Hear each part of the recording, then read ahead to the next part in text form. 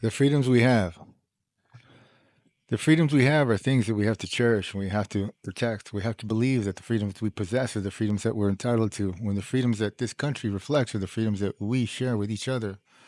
When we violate their freedom by being a person that doesn't follow the law or doesn't follow what is morally correct, or the institution that this country reflects in the Constitution is something that we can abide by and can follow and be correct and believing that it's the right thing for us to believe is true for us to protect and also to protect the rights of others whose rights are protected in that Constitution.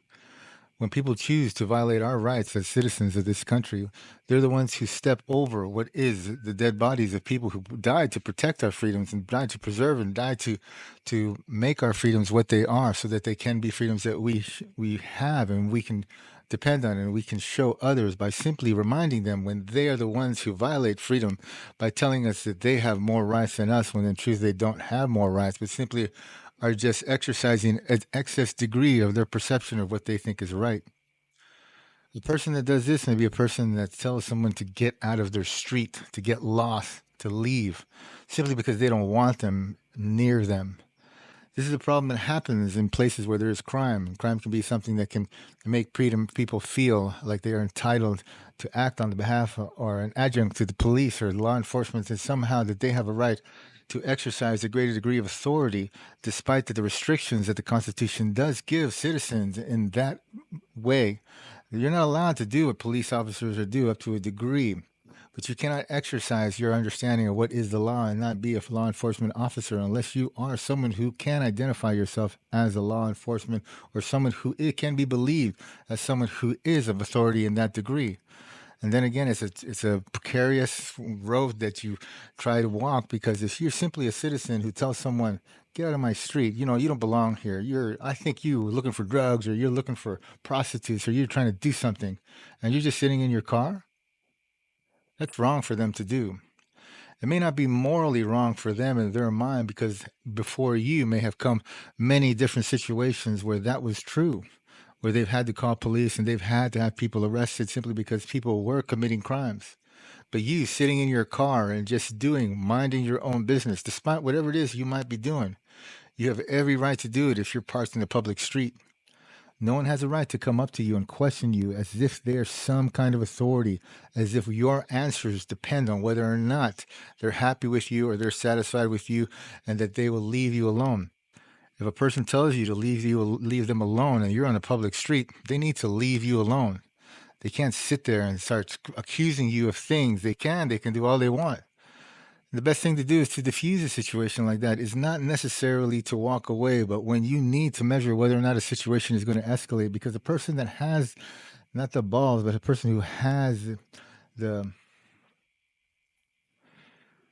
person who is foolish enough to do that to a person when there is no real reason for them to do it is a person that is out of line, but a person also who may not be out of line too, but a person such as that who approaches someone sitting in their car on the assumption, without having observed anything of the sort, that they're trying to pick up drugs, or they're trying to meet a prostitute, or they're trying to wait for some crime that they're going to commit, or they're doing something completely unlawful in their mind, and they haven't done anything except sit in their car in a public street.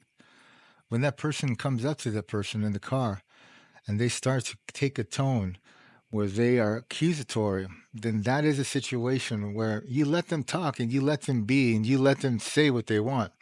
And you're going to have to determine whether or not you leave or not. The escalation to violence is something that you cannot predict when a person may be on the street that has had crime to a degree that is severe. And that person may just be fed up, and you're that person that comes along at just the right time who ends up getting the nail end of their hammer, or whatever you want to call it. They're the ones who suddenly just blow up on you. You don't want to be in a situation like that, but you do want to protect your rights, and you want to remind people that your rights are not theirs to simply to take away from you.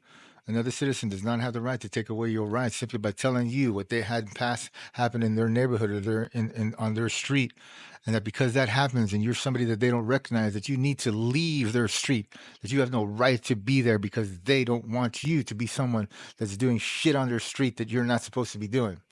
And there's no proof and no evidence whatsoever. Even if there was a person that was arrested 5 minutes before and all the police cleared out and you're on a public thoroughfare, where you can park, then you're someone who can go ahead and do whatever you want as long as it is lawful. I don't know the laws as far as concerning for loitering and shit like that, but if you want to sit in your car and park and eat a sandwich or talk on the phone or just sit there and sit with your thoughts, you can do that. You're not impeding anyone's right to exist, or impeding anyone's right to live, or impeding anyone's right to be a citizen.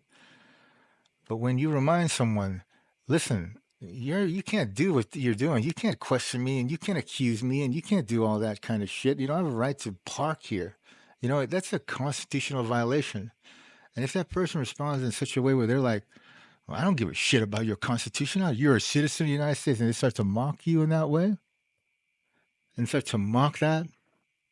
And then you may remind them and say, hey, man, you know, it's pretty serious to me because I have two kids that are serving in the U.S. military right now. And you don't get as far as that. And they just don't give a shit. What are you supposed to do? I've. Well, God tells me this. This is what you should do. And because this is what happened to me yesterday. God tells me, Mr. Rahman, you didn't want to escalate the situation, and you knew that you weren't going to escalate the situation because you knew that the guy had already ruined his own day. You weren't trying to ruin your day, but you were just trying to do something to pick up a friend, and you were parked on the street. That's all you were doing. And the man came up to you, and he wasn't polite at first, and he was very authoritative, and he said that he was part of the neighborhood watch, and that somebody had called and concerned because they had seen you on a camera because you were parked in a church parking lot before. And the church has said, can you check on this guy? And he went and checked on you. And then he asked you questions. Are you a member of the church? And you said no. And then you were very respectful. You were very polite. And you told him, you understood what he was doing. And you could tell that he might be someone who might escalate a little bit. But you told him, I'm not trying to be rude and I'm trying to be polite. I'll go ahead and leave. And then he became a little bit curt and became a little bit abrupt. And he started to take pictures of your car. And you didn't handle it very well, Mr. Rahman. You started to get irritated, but you went ahead and you politely left. And then you did something that you did not want to do, sir, which was you took your car and you parked it directly in front, outside the property of the church parking lot, directly on the street that apparently, which you already kind of knew, was his, across from his house on the public street. And so he was agitated and he was aggravated, but God, why don't you go ahead and park on the street? He said, go ahead and park on the street and wait for your friend. You had no idea what was going to happen, but you knew it was not probably going to be good. And sure enough, you sat there, you played your music, you had the window down, and you could see out of the corner of your eye Mr. Aggravated, Mr. Neighborhood Watch approach your window. He didn't touch your car, and you took your time, and you rolled the window down, and he told you to leave. Get out of my street. He got agitated, he got aggravated, he was just straight abrupt. And you told him, well, this is a public street. And he's like, there's a sign back there that says no parking. And you could have moved anywhere and parked anywhere on that street if you wanted to, but he was telling you to get lost. And he accused you of looking for drugs. I'm looking for hookers. He accused you of these things. I'm like, not today. I'm not doing that, man. I'm a legit citizen today, right? That's what you are. You're a legit citizen, Mr. Rahman. And God continues to tell me, if he was a man who didn't want to aggravate you, he was a man who just did not have the patience for you. Whether it now is a question of who you were or what he presumed you were, he just didn't care at that point. You hadn't obeyed him, and you were now a problem that he was going to take care of. He told you, I'm going to call the sheriffs.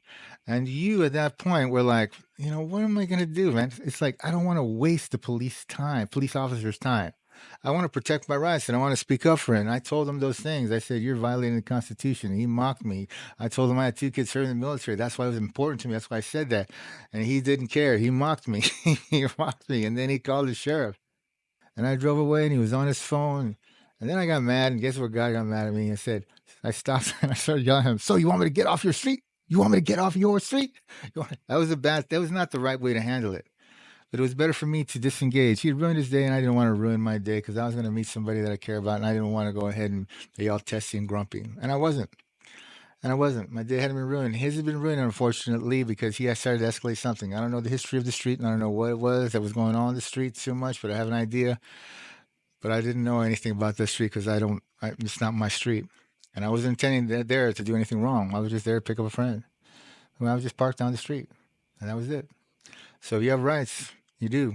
And you have lots of rights, and the Constitution is a powerful thing. And you shouldn't let people walk all over you, but you also shouldn't get into fights just for a little petty shit, too. Amen.